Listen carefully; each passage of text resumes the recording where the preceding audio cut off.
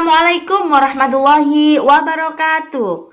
Hai, jumpa lagi bersama saya Aini Hulaila, calon guru penggerak angkatan 7 dari Kabupaten Banyuwangi, Jawa Timur. Dalam kesempatan ini, saya ingin memaparkan koneksi antar materi modul 1.2. Koneksi antar materi ini akan saya sajikan dengan mode refleksi 4P. Yang pertama, peristiwa, yang kedua, perasaan, pembelajaran, dan penerapan. Dimulai dari peristiwa. Momen yang paling penting dan mencerahkan bagi saya yaitu 1. Ketika saya mempelajari modul 1.1 Filosofi Pemikiran Ki Hajar Dewantara sebagai acuan pendidik, dan modul 1.2 Nilai dan Peran Guru Penggerak. Yang kedua, memahami filosofis pemikiran Ki Hajar Dewantara di mana seorang guru bertindak sebagai among atau fasilitator yang bertugas menuntun murid, serta pernyataan beliau mengenai menghamba pada anak. Dan yang ketiga, menganalisis masing-masing nilai dan peran guru penggerak yang berkaitan dengan filosofi Ki Hajar Dewantara beserta penerapannya di kelas ataupun di sekolah. Kemudian, setelah saya mempelajari modul 1.1 dan 1.2, momen yang paling menantang bagi saya yaitu 1.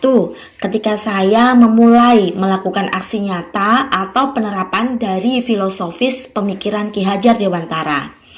Dan yang kedua, ketika saya mengerjakan setiap tugas dengan adanya batas waktu, terutama untuk tugas kolaborasi yang hanya diberikan waktu 1 hari untuk berdiskusi bersama rekan sesama calon guru penggerak. Selanjutnya, kaitan antara modul 1.1 dan 1.2 yang saya pahami adalah filosofi pemikiran Ki Hajar Dewantara yang mengenai pendidikan, yaitu menghamba pada anak, di mana pendidikan haruslah berorientasi pada siswa untuk tumbuh kembangnya sesuai dengan minat dan bakatnya. Hal tersebut sesuai dengan nilai guru penggerak, yaitu berpihak pada murid, dan sesuai dengan peran guru penggerak, yaitu menjadi pemimpin pembelajaran. Refleksi yang kedua adalah perasaan. Saat momen itu terjadi, saya merasa seperti bagaikan seorang yang kehausan, yang sulit mencari mata air untuk minum, dan mencoba mencari sumber mata air tersebut. Mata air itu adalah ilmu dan pengalaman berharga yang saya dapatkan dari pendidikan CGP ini. Saya merasa bersyukur dan bahagia dengan kesempatan belajar ini. Sebagai seorang pendidik yang masih minim pengalaman, saya harus banyak belajar untuk membenahi diri. Saya merasa semangat untuk mengimplementasikan ilmu dari setiap materi, serta termotivasi untuk mempraktikkan dan berbagi. Refleksi yang selanjutnya adalah pembelajaran. Sebelum momen tersebut terjadi, saya berpikir bahwa saya adalah seorang guru biasa. Saya yang memiliki orientasi bahwa pembelajaran yang baik adalah murid yang duduk, diam, mendengarkan, dan guru sebagai pusat pembelajaran. Saya selalu mengedepankan penilaian di ranah kognitif. Saya tidak pernah merefleksi apa yang saya kerjakan, dan saya tidak pernah berkolaborasi dengan rekan sejawat. Sekarang saya berpikir bahwa saya harus mampu menjadi pemimpin pembelajaran yang berpihak pada murid, dengan selalu berinovasi agar pembelajaran menjadi lebih menyenangkan dan bermakna. Yang kedua, mewujudkan kepemimpinan murid, menjadi coach bagi guru lain, mendorong kolaborasi, serta menggerakkan komunitas praktisi. Refleksi yang terakhir adalah penerapan.